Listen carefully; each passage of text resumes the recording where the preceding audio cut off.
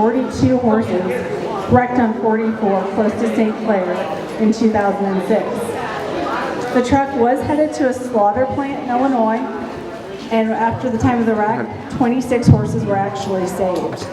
Willie was in one of the top compartments of this double-decker semi-truck, which was found laying completely on its side, and he was found alive underneath 2 horses that had become deceased, and a live horse that was standing over them. The veterinarian on the scene did not think he was alive until he blinked his eye. The rescue crew actually had to winch him out of the trailer to a safe spot outside for treatment. He was actually given fluids, and after about 15 minutes he was trying to stand up, which shows you what kind of spirit Willie has. He is a fighter. He actually couldn't stand up once they got the fluids in him, so he didn't have control of his legs. So the rescuers actually helped support him until he got his bearings back and control of his legs, and after he was stabilized, he was transported and given more fluids and moved to a veterinary hospital. 18 horses went to 4 area veterinary hospitals for treatment, and Willie was actually able to come to Longmeadow 9 days later. Longmeadow was awarded ownership of all 26 horses that survived this accident. So when Willie arrived, he was thin, and he had pressure sores on the right side of his face, shoulder, hip, and legs. He also had cuts on his legs, but they weren't deep from laying underneath the other horses. Longmeadow staff had to clean the wounds and medicate him daily for weeks. He was very good about having it done, which shows you what kind of wonderful temperament this animal has.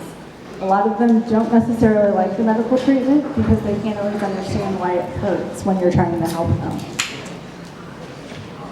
So his neurological problems with his right legs improved daily, and he slowly returned to 100%. And as he recovered, his personality started to shine. He had a red rubber ball, and he would take the handle in his mouth and bang that up against his stall walls, and sometimes he would actually even throw it out of the stall. That's how you know they want some attention and love. They would like you to pay attention to them. He actually spent some time as a barn buddy at Longmeadow, and then Kylie adopted him.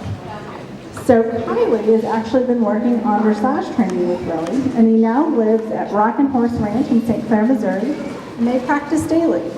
This was a big year for them, and I think we're going to give them a little round of applause here because they went to their first United States Dressage Federation recognized show and also qualified for regionals.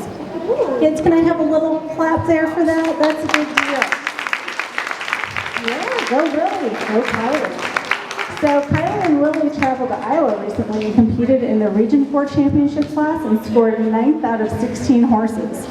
Willie held his own in a class filled with much fancier warm bloods, which I'll share. A lot of people import their horses from Europe.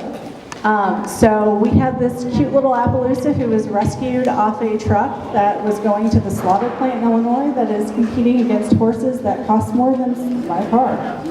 Kylie has plans to continue showing Willie next year, and they're actually going to start moving up the levels.